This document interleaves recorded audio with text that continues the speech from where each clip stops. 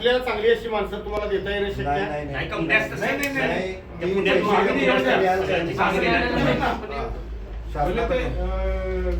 कसे contract basis नेमायचे कसं शासन सोबत आमचे करणारी माणसं ठीक आहे, आपल्याला करणारी माणसं ठीक आहे. तो एक मुद्दा आहे. तज्ञ असतात सगळी त्यांच्याकडे काम दिले ते त्याच्यानंतर आता जे हे तपासणी पथकातले लोक आहेत, आता मी जरी गेलो तपासणी पथकात काहीच करता येणार कुठे वायर जोडलेली किंवा काय हे माहित नाही, तर त्यांना प्रशिक्षण देणं गरजेचं आहे. तो एक मुद्दा तुमच्या काय करा निवेदनामध्ये येऊया.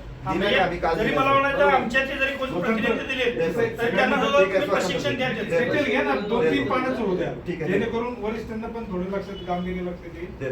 तसं आपण 2-4 मुद्दे जे आहेत ना, रुपयाची तुम्ही देशात घ्या, तुमचा चांगला अभ्यास आहे, आपण देऊ ना शासनाला. एसओपीचं तर पालन करणं यांच्यावर मागची चौकशी लागली पाहिजे यांची. ते आपली 7-8 जण तरी घरला जायला पाहिजे, पेन्शन आता आता सस्पेंड करा आमच्या समोर. मागची चौकशी ऑलरेडी सगळं आम्ही दिलेलं आहे, सगळे पुरावे.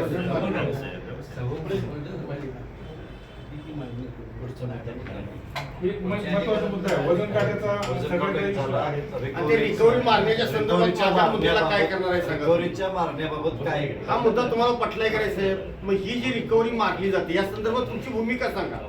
काय करणार आहे तुम्ही? का तुमच्या अधिकाऱ्यांना आम्ही पकडायला पाहिजे? काय करता येईल? जे ह्या पद्धतीनं कधी गफलती करतायत आणि त्यांच्याकडनं पैसे खातायत त्यांचं काय मला सांगा.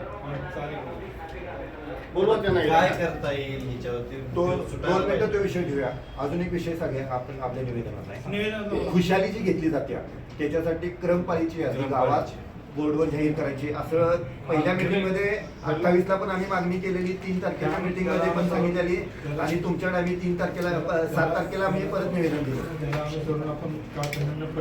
हे पण ती अंमलबजावणी व्हायला पाहिजे.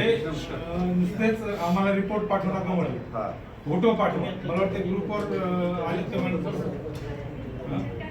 ग्रुपवर फोटो लावा, यादी लावताना फोटो काढा. आमचा जो कृषी अधिकाऱ्यांचा व्हॉट्सअप ग्रुप आहे, आरजेडी आणि कारखान्याचे हा एक ग्रुप आहे, त्या ग्रुपवर टाका फोटो. अशा सूचना देतात. काहींचे फोटो आलेले आहेत, काहींचे चालू आहेत. बाकीच्यांची पण ती अंमलबजावणी व्हायला पाहिजे. हो ना, लेखी पत्र दिले आपण, त्याच्याकडनं अनुपालन अहवाल सुद्धा घेणार. त्याच्यावरती त्यांनी सांगितलेले काय काय बाहेर पत्रकारांना पण ते मुद्दे द्यायला पाहिजे. निवडून या म्हणजे पुढे क्लिक करणार.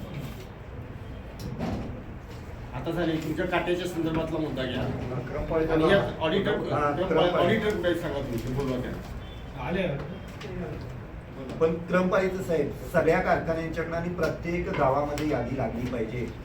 कारखान्याची गट ऑफिस असेल, ग्रामपंचायत कार्यालय असेल, सोसायट्या संस्था जिथं शेतकऱ्याला दिसेल किंवा ऍक्सेसिबल आहे, तर तिची अंमलबजावणी झाली पाहिजे. अजून एक साहेब ऐका, आपण एक पुढे गेलोय.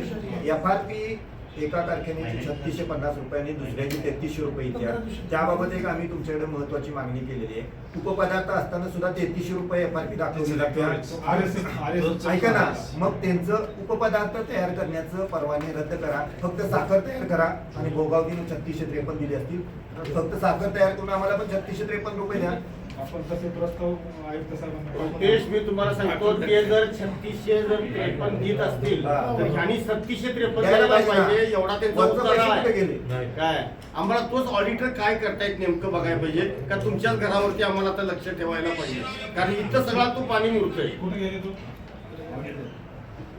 ठीक आहे, तू येतच काय? कारण हे लोक पैसे खाऊन हे शेतकऱ्यांच्या चोऱ्या करतात असा आमचा आरोप आहे.